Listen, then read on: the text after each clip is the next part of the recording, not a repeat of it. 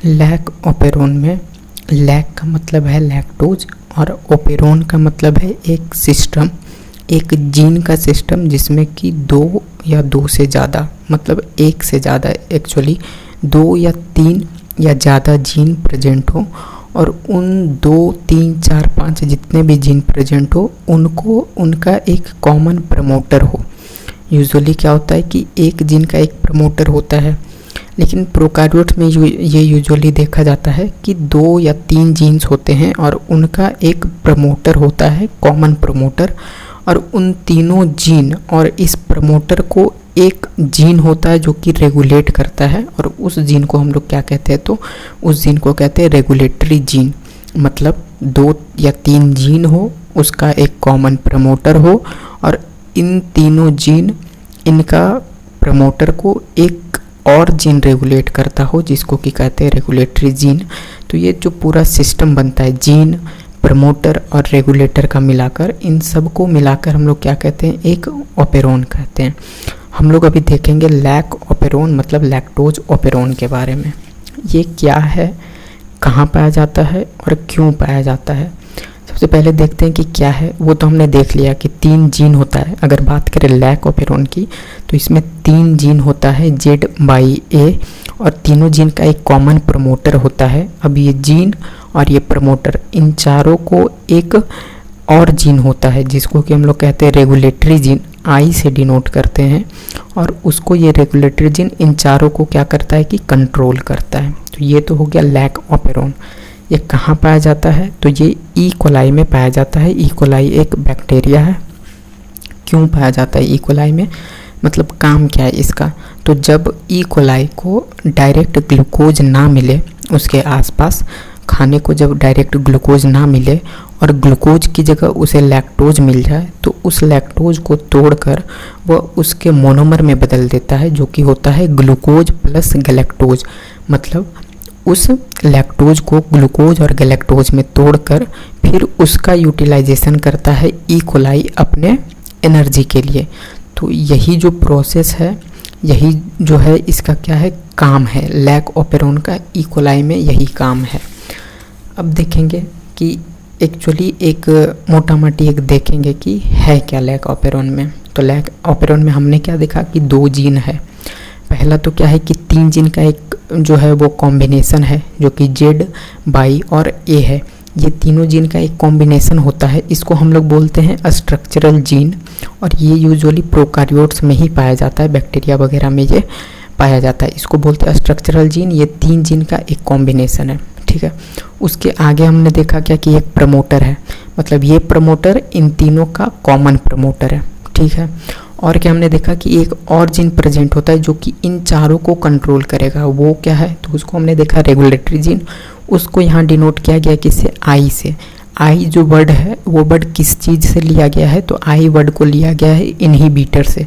Inhibitor मतलब inhibit करेगा, कोई भी एक्शन को ये रोक देगा, तो उससे लिया गया है। I जो है वो इनहिबिटर से लिया गया है क्योंकि ये एक्चुअली में जो प्रोसेस होता है लैक ओपेरोन का, उसमें ये रुकावट का काम करता है। और ये जो प्रमोटर है ये इनहिबिटर का प्रमोटर है। मतलब एक जीन तो ये हो गया जया वाला स्ट्रक्चरल जीन है, इसको पॉलीसिस्ट्रोनिक जीन भी कहते हैं, जो कि यूजुअली प्रोकैरियोट्स में मिलता है। तो एक जीन तो ये हो गया जो कि 3 जीन का एक कॉम्बिनेशन है, इसको हम एज ए यूनिट एक जीन मानेंगे। तो जया तो एक जीन हो गया और एक जीन का ये एक प्रमोटर हो गया। ठीक उसी तरह एक और जीन है जो कि I जीन है, जो कि एक्चुअली रेगुलेटर है, और ये I जीन क्या करता है कि इसको रेगुलेट करेगा, लेकिन इसका भी एक प्रमोटर है। अब अगर हम लोग ध्यान से देखें तो ये जया का एक प्रमोटर और I जीन का रेगुलेटर का एक प्रमोटर, लेकिन यहाँ देखने वाली बात है कि I जीन और ये प्रमोटर के बीच में, I जीन और उसका प्रमोटर के बीच में कोई भी नहीं है, ये डायरेक्ट है, दोनों लिंक्ड है। लेकिन जया और प्रमोटर के बीच में देखें तो बीच में एक O है, मतलब कि ऑपरेटर है, और वही जो है वो मदद करता है I जीन का, ताकि ये जया को I जीन जो है वो कंट्रोल कर सके। ट्रिक जो याद करने का है इसका वो पिपोजेया है ना, पिपोजेया है, PIPOZA। पिपोजेया जो है वो ट्रिक है लैक ओपेरोन को याद करने का, पिपोजेया, PIPOZA, पिपोजेया। अब देखेंगे कि इसमें दो कंडीशन यूजुअली होता है। उससे पहले हम लोग ये देख लेते हैं कि काम किसका क्या है। हमने ये देख लिया कि इसमें दो जीन है, इसमें क्या है कि दो जीन है। जया एक है जो कि एक यूनिट है, 3 जीनों का मिलाकर बना है जया, उसका एक प्रमोटर, और एक इनहिबिटर जीन है उसका एक प्रमोटर। अब हम लोग देखेंगे कि ये जो जीन है दोनों जया और आई जीन जो है ये एक्चुअली जीन है। जीन प्रेजेंट कहाँ होता है? तो जीन प्रेजेंट होता है डीएनए पर। डीएनए का एक पार्ट होता है जो कि एक कोड करता है, एक किसको? तो एक कैरेक्टर को कोड करता है, यानी एक प्रोटीन को कोड करता है, एक एंजाइम को कोड करता है जो कि एक कैरेक्टर को रिप्रेजेंट करता है या रिप्रेजेंट करवाता है हमारे सेल में, तो वो होता है। मतलब जया और आई जो है ये जीन है, मतलब कि इनडायरेक्टली हम कह सकते हैं कि ये डीएनए का पार्ट है। ये हम लोग जानते हैं कि ये है जीन। जीन जो है वो डीएनए का पार्ट है, आई जीन भी जो है वो डीएनए का पार्ट है। और डीएनए से सेंट्रल डॉगमा में हमने देखा कि डीएनए से बनता है आरएनए, और आरएनए से बनता है प्रोटीन। प्रोटीन जो कि एंजाइम एक्चुअली है, एंजाइम प्रोटीन होता है, ये इंटरचेंजेबल है ना, मतलब कि एक ही बात है कि प्रोटीन एंजाइम है और एंजाइम जो है वो प्रोटीन है। तो एंजाइम बनता है किससे? आरएनए से, यानी प्रोटीन बनता है, और वो फिर कैरेक्टर को क्या करता है कि एक्सप्रेस करता है। तो इसमें भी वही होगा कि इनहिबिटर है, ये क्या है एक्चुअली डीएनए का पार्ट है, तो डीएनए से बनेगा आरएनए। आरएनए कौन सा बन रहा है? तो रिप्रेसर आरएनए। आई जो है वो वर्ड आया है इनहिबिटर से, लेकिन ये इनहिबिट करता है या रिप्रेस करता है, तो इससे जो बनेगा एमआरएनए उसको कहते हैं रिप्रेसर एमआरएनए। अब ये जो रिप्रेसर एमआरएनए है इससे अब क्या बनेगा? इससे अब बनेगा हमारा प्रोटीन, और जो प्रोटीन बनेगा उसको क्या कहते हैं? रिप्रेसर प्रोटीन कहते हैं। ठीक उसी तरह ये जया जो है ये भी क्या है कि डीएनए का पार्ट है, और डीएनए से बनेगा आरएनए, और आरएनए से अल्टीमेटली बनेगा प्रोटीन या एंजाइम जो कि कैरेक्टर को एक्सप्रेस कराएगा। तो जेड जो है वो बनाएगा बीटा गैलेक्टोसाइडेज, बाई जो है वो बनाएगा परमिएज, और ए जो है वो बनाएगा ट्रांस एसिटाइलेज, है ना। ये तीनों जो है जो कि स्ट्रक्चरल जीन है, ये तीनों कहीं ना कहीं रिलेटेड होता है किससे? तो लैक्टोज के मेटाबॉलिज्म से तीनों रिलेटेड होता है। जया जो है वो तीनों एंजाइम जो बनाता है, वो तीनों का तीनों एंजाइम जो है वो लैक्टोज के मेटाबॉलिज्म से रिलेटेड होता है। अब हम लोग देखेंगे कि दो कंडीशन है। अब या तो ई कोलाई के सेल के अंदर लैक्टोज प्रेजेंट हो और या तो ना हो। तो पहले देखते हैं कि अगर जब लैक्टोज प्रेजेंट नहीं होता है, जब लैक्टोज एब्सेंट होता है तब क्या होता है। तो पीपोजिया हमें याद है। सबसे पहले क्या होगा कि प्रमोटर आई जीन जो है उसको हम लोग क्या कहते हैं? ये रेगुलेटर है, या ये क्या कहता है कि रेगुलेट करता है, इनहिबिट करके रेगुलेट करता है, मतलब कि प्रोसेस को रोक के ये रेगुलेट करता है। तो ये प्रमोटर है किसका? ये प्रमोटर है आई जीन का। तो आई जीन जो है वो डीएनए का पार्ट है, ये बनाएगा एमआरएनए, एमआरएनए से ये बनाएगा प्रोटीन, क्या कहते हैं उसको? तो रिप्रेसर प्रोटीन बनाएगा, है ना। अब देखेंगे कि आई जीन और प्रोमोटर के बीच में कुछ नहीं है, जिसके कारण कि ये जो आई जीन है वो हमेशा ही रिप्रेसर प्रोटीन बनाते रहता है, मतलब कि through out the process, lactose हो ना हो इसको कोई फ़र्क नहीं पड़ता, ये हमेशा रिप्रेसर प्रोटीन ई कोलाई में बनाता ही रहेगा, ठीक है। लेकिन क्योंकि जो लैक्टोज है उसको हम लोग क्या कहते हैं? इंड्यूसर कहते हैं। लैक्टोज को क्या कहते हैं? इंड्यूसर कहते हैं। इसका काम क्या है कि ये आकर रिप्रेसर प्रोटीन को क्या करता है कि बांधता है। लेकिन क्योंकि इस केस में लैक्टोज अभी सेल में प्रेजेंट नहीं है ई कोलाई के, तो रिप्रेसर प्रोटीन क्या करेगा कि ये ऑपरेटर पर जाकर बंध जाएगा। रिप्रेसर प्रोटीन क्या करेगा कि ये ऑपरेटर पर जाकर बंध जाएगा। अब हम अगर देखें जया को, तो जया क्या है? तो ये डीएनए का एक पार्ट है, जीन है, और ये एक्सप्रेस होगा जब प्रमोटर जो है, प्रमोटर पे आरएनए पॉलीमरेज आएगा, तब ट्रांसक्रिप्शन होगा, एमआरएनए बनेगा, और अल्टीमेटली क्या बनेगा? तो एंजाइम बनेगा। लेकिन अगर हम लोग देखें ध्यान से, तो जया और इसके प्रमोटर के बीच में एक है ऑपरेटर, एक ऑपरेटर है। तो अब ये डिपेंड करेगा कि ऑपरेटर अगर खाली है तब तो इसका एंजाइम बनेगा जया का, लेकिन अगर ऑपरेटर खाली नहीं है, ऑपरेटर मतलब ऑपरेटर पर आकर बंध गया है रिप्रेसर प्रोटीन, तब ये जया का एक्सप्रेशन नहीं हो पाएगा, इसका एमआरएनए, और अल्टीमेटली इसका एंजाइम या प्रोटीन नहीं बन पाएगा। मतलब अगर हम देखें तो ये जया है और इसका यह है प्रमोटर, इसके बीच में क्या आ गया है? तो इसके बीच में एक आ गया है ब्रेकर कह ले, या एक नदी आ गया है, कुछ तो हिंड्रेंस आ गया है। वो किसके कारण आया है? तो वो तब आया है जब ये ऑपरेटर किससे बंध गया है? रिप्रेसर प्रोटीन से।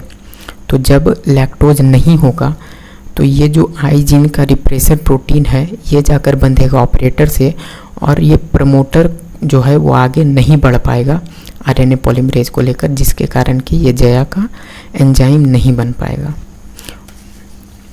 तो आगे देखेंगे कि केस नंबर 2, जिसमें क्या है कि अगर प्रेजेंट हो लैक्टोज, अगर प्रेजेंट हो तब क्या होगा। तो अगर लैक्टोज प्रेजेंट है तो फिर से वही है कि आई जीन और प्रमोटर के बीच में कोई है नहीं, तो ये तो हमेशा रिप्रेसर प्रोटीन बनाता रहेगा, रिप्रेसर एमआरएनए फिर रिप्रेसर प्रोटीन अल्टीमेटली तो ये बनाता रहेगा। जया की अगर देखें तो जया और इसका प्रमोटर के बीच में है ऑपरेटर, लेकिन इसमें हमने देखा कि ये वो केस है जब लैक्टोज, जिसको कि हम लोग इंड्यूसर भी कहते हैं, वो सेल में प्रेजेंट है। तो लैक्टोज का काम क्या है कि वो रिप्रेसर प्रोटीन से आकर बंध जाएगा।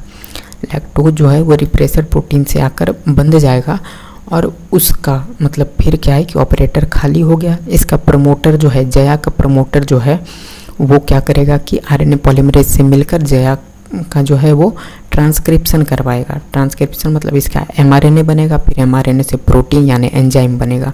तो ये बनाता क्या, वो हम पहले देख चुके हैं कि जेड बनाता है बीटा गैलेक्टोसाइडेज, वाई बनाता है परमिएज और ए बनाता है ट्रांस एसिटाइलेज।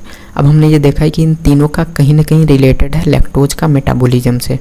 वो हम देख लेते हैं कि ये काम क्या करता है। मेन एंजाइम जो है वो है बीटा गैलेक्टोसाइडेज, मतलब बीटा गैलेक्टोसाइडेज ही क्या करता है कि लैक्टोज को ग्लूकोज और गैलेक्टोज में तोड़ देता है।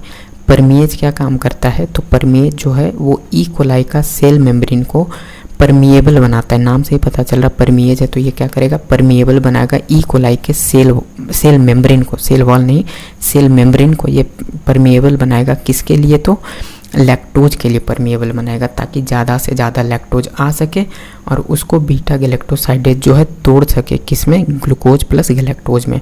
ट्रांस एसिटाइलेज जो है ये भी कहीं ना कहीं रिलेटेड होता है किससे, तो ट्रांस एसिटाइलेज रिलेटेड होता है कहीं ना कहीं लैक्टोज के ही मेटाबॉलिज्म से, लेकिन इसका काम क्या है कि ये टॉक्सिक मटेरियल को जो है ई कोलाई से बाहर फेंकता है, हटाता है।